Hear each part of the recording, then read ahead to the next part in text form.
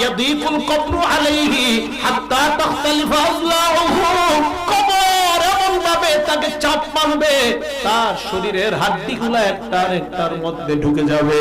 2 number ওয়ায়ুকাদু আলাইহি feel কবরি নার, তার কবরের মধ্যে আগুন জ্বালায়া দেওয়া হবে।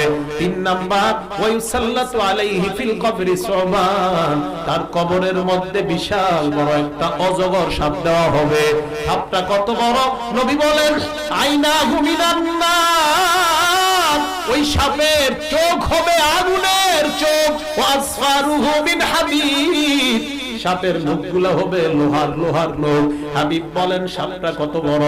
একটা নখের এক পাশ থেকে তুমি আরেক পাশ যাইতে তোমার একদিন সময় লাগবে। এবার চিন্তা করো সাপটা কত বড়।